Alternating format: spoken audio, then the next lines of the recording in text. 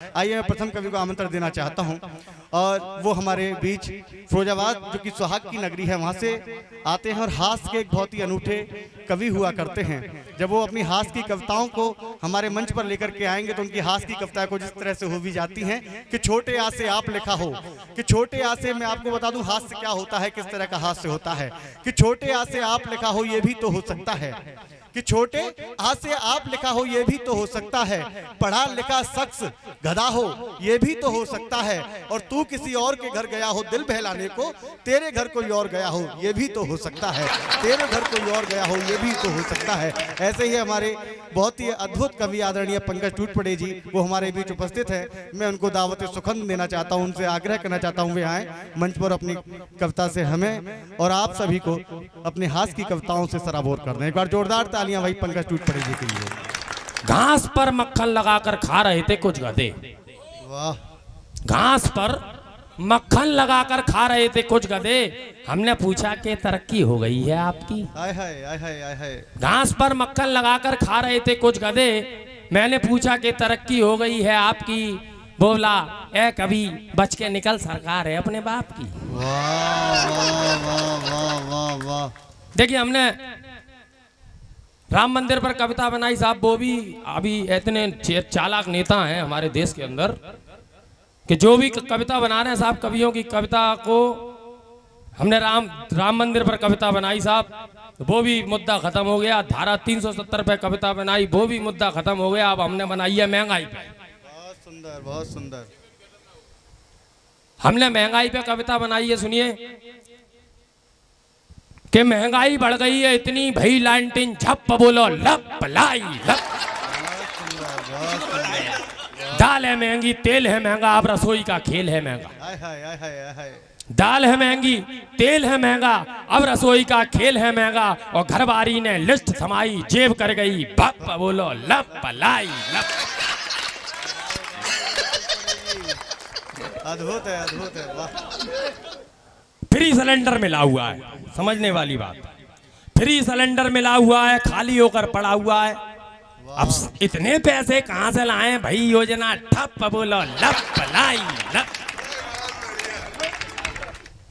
मिले हाथ को काम नहीं, मिले हाथ को काम नहीं, रोजगार का नाम नहीं। वाह।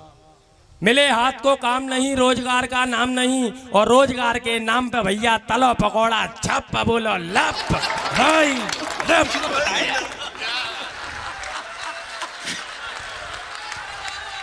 अब देखिए एक व्यक्ति को 16 फिल्म इतनी भाई, उसने अपनी लुगाई को 16 बार 16 दिखाई। बहुत सुंदर बहुत सुंदर। वाह।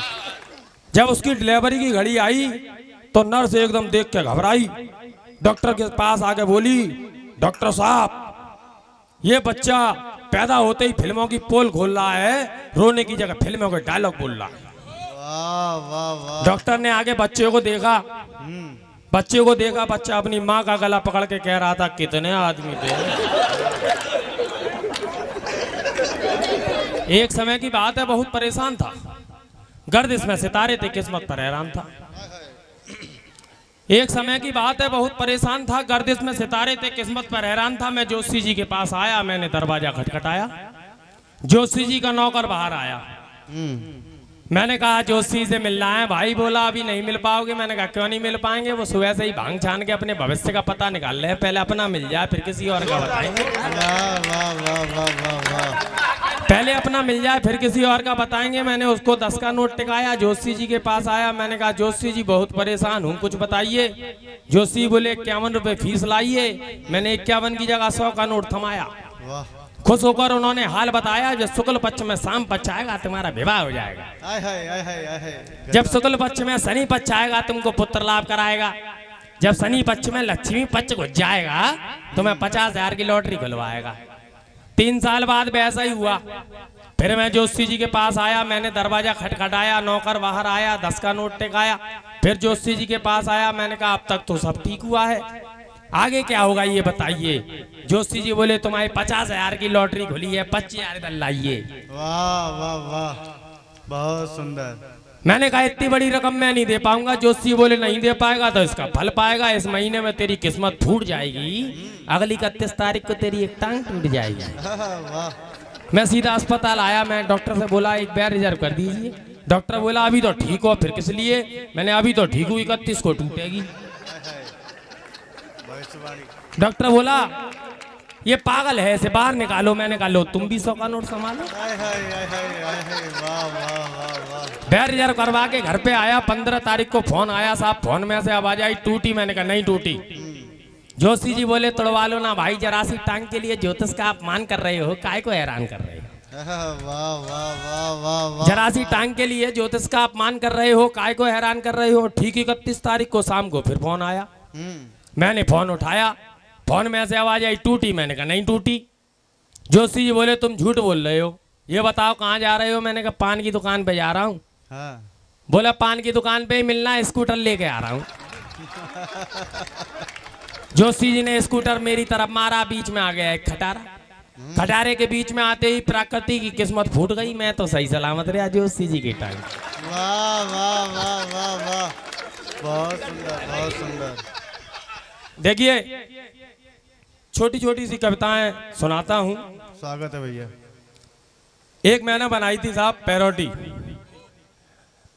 लॉकडाउन के टाइम पे मैंने एक दोहों की पैरोडी बनाई थी। तो देखिए ऐसे इस तरीके से बनाई थी कि लॉकडाउन रहियो घर माही, लॉकडाउन रहियो घर माही, भ्रमण फिजूल करो तुम नाही। वाह। और बाहर निकल भ्रमण जिन कीना, खाकी गण भारी दुख दीना। वाह। लंब दंड से हो तो ठुकाई, मन पर करो नियंत्रण भाई।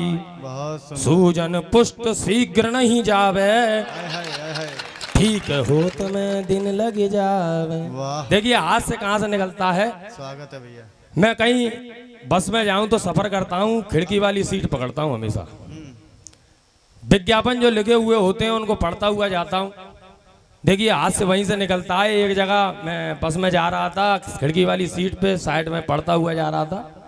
एक जगह लिखा था विधायक पद की उम्मीदवार गुलाबो देवी। बहुत सुंदर। थोड़ा आगे एक लाइन और पढ़ी जिस पे लिखा था नामर्द रोगी मिले हर शुक्रवार। बहुत सुंदर। पढ़ेगा इंडिया तभी तो बढ़ेगा इंडिया। थोड़ा आगे एक लाइन और पढ़ी जिस पे लिखा था असली काम सूत्र की किताबें यहाँ उपलब्ध हैं। बस थोड़ी सी आगे बढ़ी, हमने एक लाइन और पढ़ी जिसमें लिखा था बिना लाएं बिना बताएं शराब छुड़वाएं जरूर। जिसमें लिखा था बिना लाएं बिना बताएं शराब छुड़वाएं जरूर।